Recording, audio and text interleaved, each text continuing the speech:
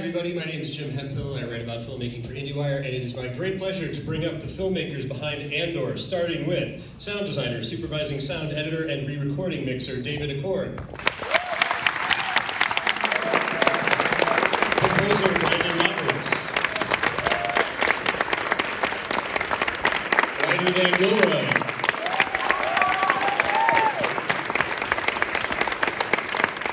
Executive producer, Sanne Wohlenberg.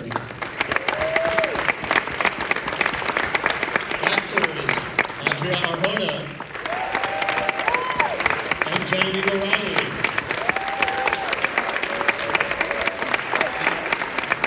Executive producer and actor Diego Luna. And creator, writer, and executive producer Tony Gilroy.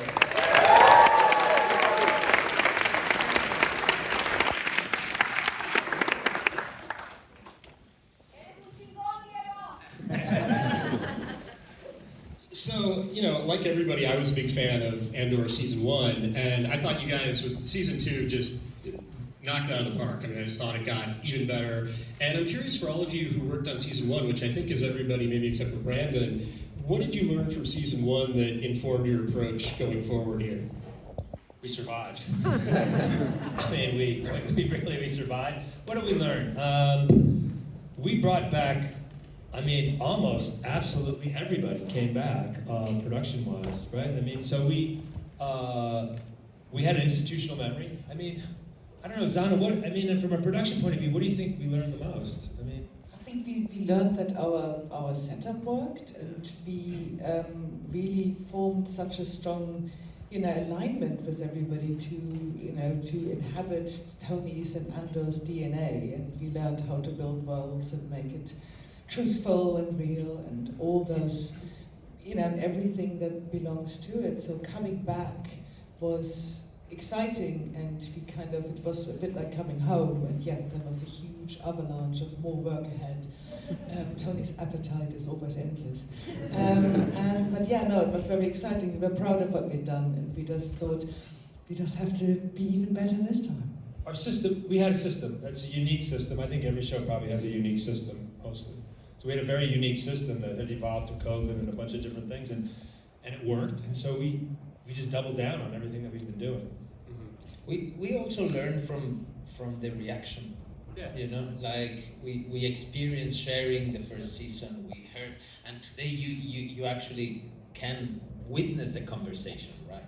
And we listened and we participated and we got affected and we came back. And I think that had an impact on how we achieved this second season. Also because that conversation was open. Well, I'm curious, from a writing standpoint, Tony and Dan, did the fact that the first season was well received, does that liberate you in a sense and maybe make you feel like you can be more audacious, or is it still, do you still like... It hadn't been released when we were already, the second season was pretty well sketched out long before then, and the writer's room was before was it before the show was released, Danny? It was, right? Yeah. The writer's room was definitely, Yeah. We were pretty well advanced by the time. The reaction helped us. Funding changed. The dynamic, the economics has changed, right? Not because just like a weather change. In the beginning it was like, oh my God, it's Pearl Harbor. Build aircraft carriers. That was season 1, and then when the show was about to be released, and we're about to start season 2, it was like, well, we don't need aircraft carriers right now. And we're like, well, we're halfway through building it, and we could either not build it, or we can't put a dinghy at the ass end of the ship. We're either going to do it right or not. So those conversations were complicated, and that was a tricky process. Also Tony took a big gamble even going into this. Tony's taken an approach to massive IP that's radically different than anything that's ever been done before in this world. And in the first writer's room, there was not trepidation, there wasn't worry, but we weren't sure what the reception was ultimately going to be. So going to the second room, to understand that there really is a very strong appetite for character-driven, real drama, that entertains at the same time. It was definitely heartening. Diego, I'm curious for you, your character obviously goes through such an enormous change throughout the series, going from this kind of reluctant recruit to the hero. And I'm curious how you kind of track something like that over the course of 2 seasons. Like in season 2, what for you were the key moments that were really important, that were sort of like your North Star as an actor? I think the beauty of the structure of this second season is that happens in every episode, right? By going to those few days of the year that change everything, it's always crucial. I don't think there's a single block where something crucial doesn't happen to every character in this show. If it doesn't, you're not on the episode, basically, because the episodes are about those moments. And I think, yes, Cassian has to witness so much, has to feel, has to understand he's capable of feeling, of connecting with someone the way he connects with Biggs. He has to lose many things, many battles. He has to understand Luthen. There's a lot that has to happen for him to get to the moment when we see him in Rogue One. And I think that's the beauty of the writing, is that it's all there. It's yes, you have to fill the blank spaces, you have to do a lot of work by yourself, but the page sets you in the right direction. There is no confusion, it's pretty clear, Yeah, I love that structure. How did you guys come up with that idea of each 3 episodes jumping ahead a year? Desperation. We originally agreed, we'd do 5 seasons, and then we said 5 seasons, and then in the beginning Disney said, well, we want 12 episodes because we want adhesion, and that'll help us choke down the money. And so we're like, okay, 12, and then it's 5 times 12. We're 60 episodes, of course. And then COVID and everything else. And by the time we started shooting season 1 and up in Scotland, and I got out of quarantine, I could get back over there, he and I went in the backyard of a little hotel in Scotland and had a drink and went, we are so fucked. And because we was just like, man, we will never, the scale of it was absolutely impossible. Literally, you couldn't do it. And we were like, what are we going to do? We said we do 5, and you'll be 80, and I'll be the memory care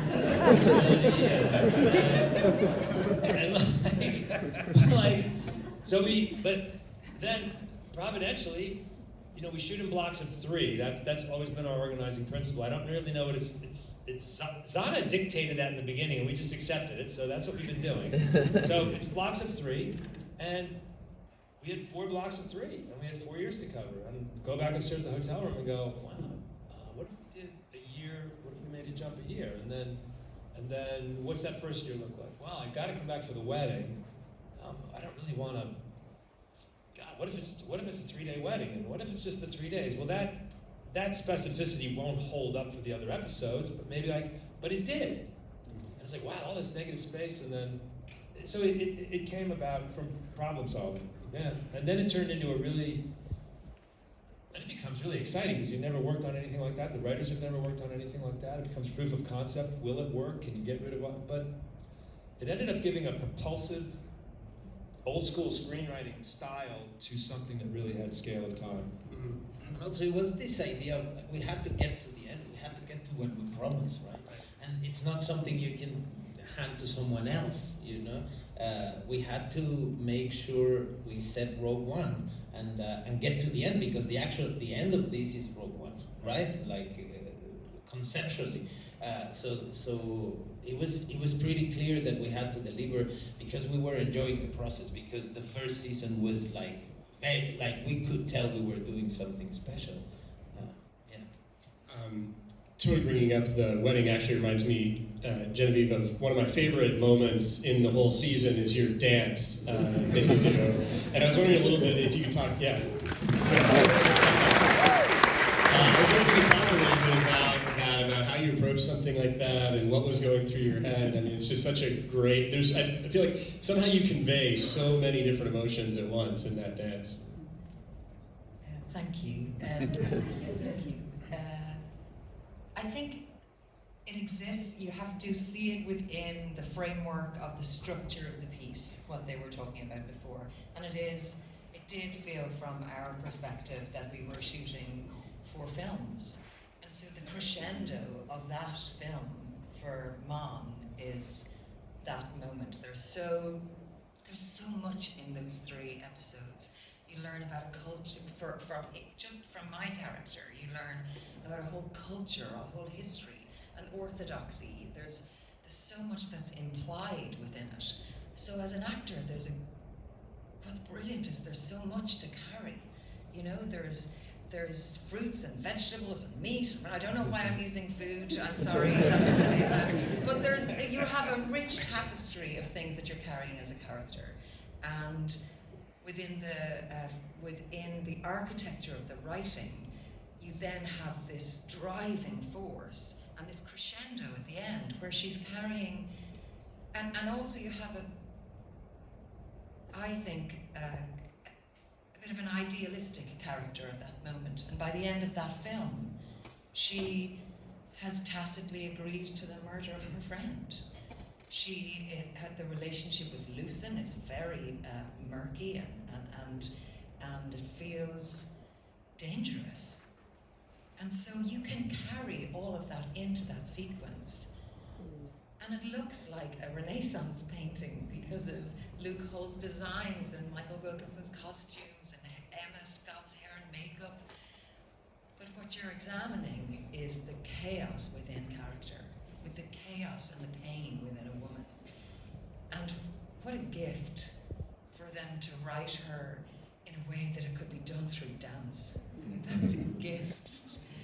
She's a pretty straight-laced character, you know. She's like a column. She doesn't move very much. So for them to write that and gift that to me, I mean, that was just. It was also one of my favorite and most special days filming ever. We were all together. I was after the strike. It was actually my very last day on Andor, and. Best day of the shoot, Yeah, for sure. Yeah, and so you can play pain and chaos, and you can play it all in a dance. Thank you. Bringing up the strike actually raises a question for me for Sanne, which is, how did the strikes impact the logistics of the production this season? Being based in London and working with, by and large, really a British crew and Europeans, it impacted us much less than other productions, luckily. And as luck would have happened, also Tony had come to the end of his writing schedule, and everybody, we had all the scripts, and we had page turned all the last block just about, when we lost him for, 6 months, something like that. But we really were ready to continue, and we had such a good relationship and really knowledge of his intent, and all of us, that we could carry on filming. The SAG strike in the end, did not allow us to finish, which was slightly, after 34 weeks of production, it seemed slightly crushing to have 3 weeks left to return to, particularly as we had grown a year before.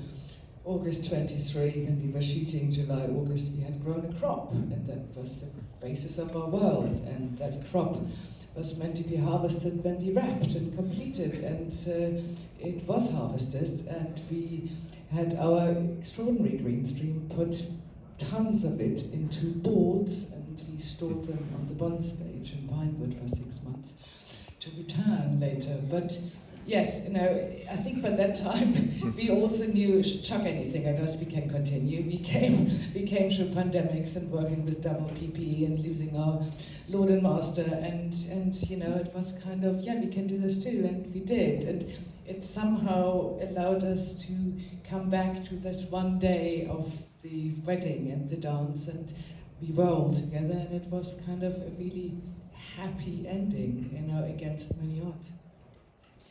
Something Genevieve was saying reminded me of something else I love about the show, which is that even though it's an action series, I feel like so much of the writing and so much of the acting on it is conveying these internal processes. I mean, you really see the characters thinking on this show a lot. And I feel like, Adria, I think your performance especially You do so much with expression and gesture and things like, like we saw the scene where you're making the decision to leave. And how do you, I guess this is kind of a dumb question, but I mean, like, how do you convey all of that in scenes where you don't necessarily have the words on the page?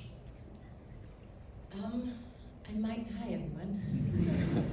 I might not have necessarily the words on the page, but the world is so there. I mean, Tony has created such a beautiful character for me to play, and a really, really beautiful journey for her to go through. So I do think it is on the page, and I think I just had the best gift, like you were saying. Every scene in this show feels like a little gift. As an actor, you're just like, wow, can you finally get this amazing material to work and to play with?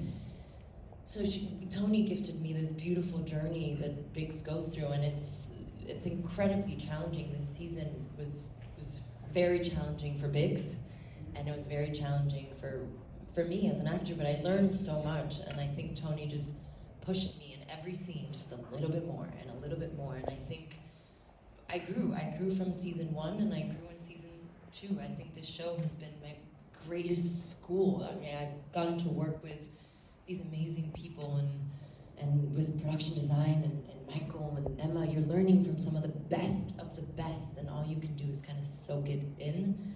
And I also have him in front of me. So, and that's probably one of my greatest gifts in this whole show. I have the most generous actor to react from.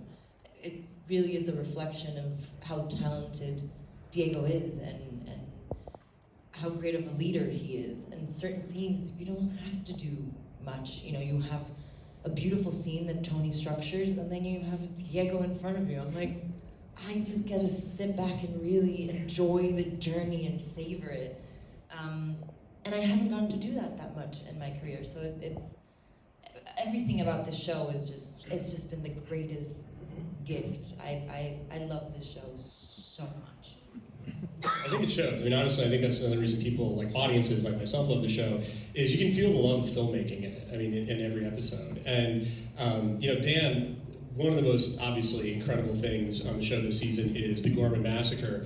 And it's so beautifully constructed, and it's so unsettling and disturbing. And I was wondering if you could talk a little bit about how you approach something like that. Where do you start in terms of shaping something like that on the page? That starts at the beginning of the second season writer's room, where Tony drops 80 pages of incredibly detailed outline on the desk. And then I and Bo Willimon, who's the showrunner on House of Cards, and Tom Bissell, the four of us, with Sanne and Luke Hall and other people in the room, we start to hammer it out, and we start to look at what the characters are doing and how we can maximize the dramatic effect of what they're going through. And then once you start to get a through line, since that was my block, then I break off and I start having individual conversations with Tony and Luke and Zana about what's financially possible, what's possible from a production standpoint. And it's incredibly time consuming, and you're just grinding away until finally I take a pass at it and I write my draft. Tony sends me back, I write another one. He takes it and approves it and conforms it, and then it gets handled. So it's an intense group effort to make something that at the finished product looks, oh, this is like amazing. It's just hundreds and hundreds and hundreds of hours, which are enjoyable for me because I'm a writer and I love doing what I'm doing. I think everybody who's involved in it on every level enjoyed what they were doing. But it's a major group effort. Tony, how do you decide in terms of which blocks each of the writers are going to take? I mean, is it like, was this block chosen for Dan because it feeds into his strengths, or Yeah, I mean, I took the first one. I know I'm gonna get my hands on all of them in the end, so I'm not too nervous. But I want him to Danny. I had the most confidence of everybody in the room to write action. We've done a lot of and Gorman Massacre is going to require a lot of really detailed action work and a lot of physics and a lot of working with Luke, and how long does it take to walk from here to here, and how long can you stay away from these characters. And for Bo, there's a lot of politics in his block, and it just seemed a natural place. It's a spy thing, and Tom Bissell came into the room for the second season as a much more of a Star Wars fan, much more of a Star Wars person than any of us were. And because we have to trend into Rogue, and because we wanted to keep ourselves honest and sort of, that melding process at the end, we have to really seamlessly go in. Really felt it would be helpful to have some orientation there. That would seem straight. These episodes divvied up pretty easily. So you saying the thing about moving into Rogue actually leads me to a question for Brandon, because something I noticed about the score is it seems like over the course of the season you start off kind of using more electronic stuff than you use later on. Like it kind of becomes more orchestral as the season goes on. I mean, am I correct in recognizing that? And was that something you were doing to sort of ease the transition into Rogue One? You are correct, sir. No, so a big part of it was you don't just come in and create musical continuity from season 2, but then the big challenge was how do you hand off to the palette that's established by Giacchino in Rogue One? And the palettes are very different. So you have almost an industrial palette that Nick brilliantly set up in season 1, and then you have a pretty orchestral palette devoid of almost all electronics for Rogue One. And so where we decided to do that was once we got past pretty much the episode you watched, once you got past 209 is when we really started to make that segue. And hopefully the handoff is seamless, the sleight of hand. But it was really fun, to be honest, to figure out how to do that. But well, as a composer, do you find it, having those sort of bookends of Bertel and Giacomo to kind of merge together with your own sensibility, do you find that having those guardrails is helpful? Do you like it? Is it constricting? no, it's a fear sandwich. Because you're basically, think about this for a second. Like the music for Star Wars is like, it's wonderful to have the opportunity, but also you have, you're coming from one of the great modern composers, Bertel, then you're going into Giacchino, one of the other great modern composers, and you're wedged in between. And on either side of those guys, you have John Williams, who's always the specter, always there. So on some level, you have to first get past that fear. And once you do that, I think it's like with everybody in their respective departments, once you get past that fear part, it's all about just doing the work and what does the narrative need and what does the narrative need musically. And then it's just about slowly chipping away. And this is where I think I benefited greatly from all of you guys having established a well-oiled machine from season 1, is you guys had a process, and Tony had it down how he wanted to do it, and it worked really, really well from a musical standpoint, just speaking from a musical standpoint. But it was very intimidating at first, but then it became just a joy. Well, and I want to ask you and David about the massacre sequence as well, because I think the music and the sound design are so important. Obviously, a lot of it is Dan's writing and the performances and everything like that, but the music and sound do so much. Brandon, talk a little bit about your approach, kind of similar question to Dan in terms of how he structured and got started on that massacre sequence. How did you approach it from a scoring point of view? I think you can break it down into 30 minutes of building tension. So Tony was pretty clear. I want the audience to feel sick, and this is not what's going to happen. This is inevitable, right? So the idea was, how can we make the audience feel sick for 30 minutes, leading to that first blaster shot? And so we really leaned into that. But then you have the second third of that episode, which has massive narrative and story arcs all coming to a head from going back to season 1 even. And so you have the dramatic part of that that episode, and the musical needs for that, which was huge. And then I remember at one point, Tony calls and he's like, "I think we need a female choir." I was like, "Oh, okay." So then we have that in the mix, and then at a certain point, the choir's got to learn Gorman language. So we had like a linguist out with the choir out there. I remember getting a call from Sanne saying he wants choir. And he's like, yeah, we're quite, is it necessary? Well, it's not necessary, but it's going to be that record was the most beautiful day. Yeah, it was. Oh it was so special. Yeah, it was.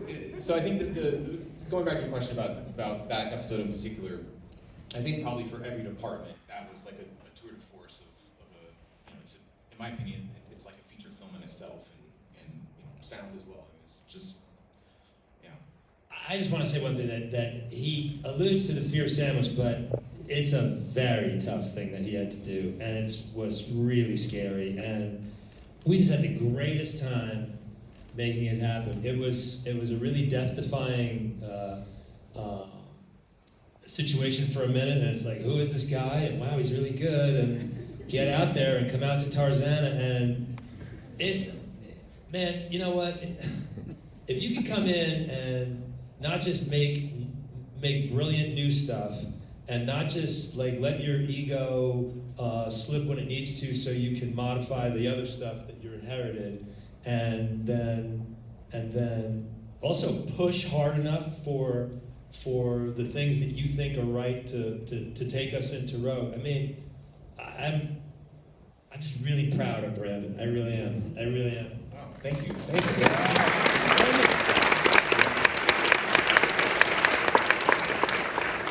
David, talk about from a sound design perspective how you approach something like the massacre sequence. Right. I think, as Brandon kind of pointed out, the episode is largely a crescendo. It starts with the sort of quiet city. There's that sort of subtle alarm happening. Cassian's building his weapon, and that's kind of the pulse that's kind of set as we kind of build. And then there are sort of beats as you go along. The crowd comes in and they're chanting. There's a beat, and then we're singing the anthem, and then there's a beat when the first sniper rifle hits, and then the music goes out, and then that's when the chaos stops. And we just keep building and building all these little moments, these beats. Cyril's quiet moment as he's kind of reflecting and looking around is, for as quiet as it is probably the scariest part. And it kind of builds up, for me anyway, to the Cassian Cyril bar brawl, which is just the gnarliest bar brawl you've ever seen. And all the way up through to the K2 getting crushed against the wall. And that's guided by story, it's guided by Brandon's score, and from a sound design, sound effects perspective, we're there to sort of support that, find the moments to support music versus sound effects, dialogue, and that sort of thing. How much trial and error is there just figuring out, like I always watch scenes like that, and I think it's such a fine line where if you do too much, you're going to kind of overwhelm the audience and they're not going to know what they're hearing, and but you want to have enough to be selling the spectacle. I mean, how much trial and error is there for you just calibrating that balance and getting it exactly right? There's quite a bit. I'm lucky enough for final mixing to have John Gilroy with me on stage. He's the picture editor on the show, and he and I sort of shape the mix together and find the moments. Like, obviously, there's a big chaotic battle happening, but you don't need to hear all that at once. It's more about finding the most dangerous elements, or whatever's going to pull your focus story-wise, and hit those, whether it's a scream or a laser or whatever it is, the music in the moment. That's kind of our job in the final mix, is to sort of guide the viewer through the story with our track. Can I embroider on that just for 1 second? Because I know there's a lot of tech. I mean, I know this is a hip crowd, inside baseball crowd. The one thing that Skywalker Sound has brought, and that Johnny's brought, and that all the stuff that we've done, it was 24 hours of. We've been in a mixing room 24 hours, and they worked for months and months and months beforehand. But the coolest thing that they do is we're freaks for geography. We're freaks that everybody know where you are all the time. Luke builds the set, so it's like a clock, so we know where everybody is. I mean, there's times you want people to be disoriented, but most of the time we want to know exactly where we are. So when you come back for these moments, because we're carrying so many characters, that you always oriented, and they're there, and it takes that long to get here, and that's how far the shot is, and they could never walk there. Our sound design, you could just do the bravura, bring all the effects and have everything, and you could probably do a pretty decent job. Every single thing from the moment we started is perspectized in a way that it's directed, it's mixed, it's always oriented to the physical reality of what we want. It's the same attention to detail the actors are doing, and that the ADs are trying to bring the same attention to what's this actual moment and how does it relate to that. Comes through in sound, and you're just spoiled by it. I can never work that again without having that level of articulation. You really get spoiled. It's really, it's a thing. Yeah. Thanks, Tony. Yeah, no. I'm so glad you made that point because I do think that's something that really separates this show. Like I hate action movies where I don't know where anything is in relation to each other, and I feel like you guys do a really good job on this show. It's almost like a Kurosawa movie or something in terms of just like the keeping the audience acclimated. We're to the freaks for it. space. I mean, if you're doing Black Hawk Down, you want to be disoriented. That's a movie where like you have a brilliant geographic director who says, "Oh, you don't know where you are," and that's really cool because then he takes the floor out from under you. But yeah. Most of the time it's because people don't have time, or the script isn't right, or they're rushing, or they're half-assed, or someone didn't do their job. But like this, we've been tucked away from day one on this ship. We also, with each director, has a very long prep. They spent 4 months prepping the 3-episode block, and really collaborating with every department, because by the time we turn over, it has to all be nailed down, and we need to know exactly what's the VFX shot and what isn't, and sound have already been thought of, and music cues often happen in vision, and they are there when we're doing it, and really every element is very, very thought out, and that's just a real joy, and allows us to actually tackle a beast like this for the small screen.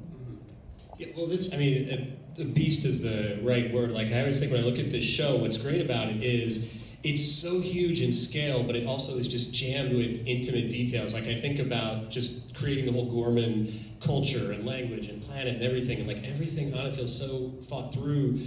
Tony, how do you work on something on this kind of scale and communicate to everybody up here and all your department heads what you're doing so that everybody's on the same page making the same movie when you're doing something spread out over 12 hours and however many hundreds of characters and everything else?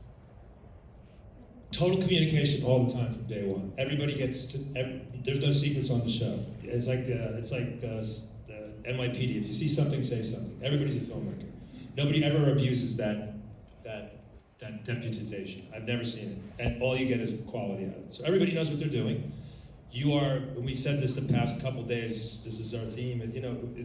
Building a show where you can inspire mania, where mania is like a merit badge. Like, go crazy. Instead of people, inhibiting your work or whatever, really you want to go that far, go for it. Go for it. Because everybody wants to go crazy. You wouldn't be in this room and you wouldn't be in this business if you didn't want to be, if you weren't somewhat obsessive and disturbed and want to go all the way. So people want to, but most of the time you're inhibited. People, I don't know, or we can't talk to Joyce now because she's on the, whatever. It's all that crap. And then the most important thing, you can't think about it, the Leviathan of it. You can't think of this groaning board of endless stuff. You just have to go teaspoon by teaspoon and go, okay, we know we got to go, and we know what we're doing, but you just nail by nail by nail, buttonhole by buttonhole by buttonhole. Those three things combined, if you have the money, and we had the money, and people leave you alone, it works.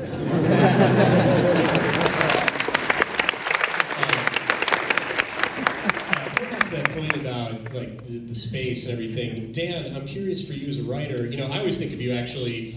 Obviously, you're a great writer, but I also think of you as a great director because I love Nightcrawler and Roman Israel so much. Absolutely, two of the great American movies in the last 20 years, in my opinion. And I'm wondering if your experience directing has that helped inform you as a writer when you are doing these kind of big action sequences and just thinking about space and balancing all of these characters and stuff on the page. It definitely is an advantage. It makes you think visually. It also, Tony and I are big believers in compression, starting scenes late, never letting the audience get ahead of you. So as a director, you're always thinking about that, and when you apply that to writing, Tony's a fanatic, and I am certainly, to just keep things, if you can show something in a visual that in its first version is 4 pages, it's better the second, it's better as the visual. Keep it short. It's a visual medium in a lot of ways. I mean, there's a lot to be said in this show. There's a lot of ideas that are transmitted, but as a director, coming to it as a writer, I love writing so much that the directing side of it is really probably just informed, having not a budget, there's no question about it. I'm very sensitive to budget. You wouldn't believe it by some of the stuff I've written, but I actually am very sensitive to budget, and I know that. but yeah, I am. And I also, as a director, it hones you visually. Well, I feel like we're just getting started, but I'm getting the signal that we're out of time. So it's a great show. I want to thank you all for coming out and talking with me about it. And thank you all for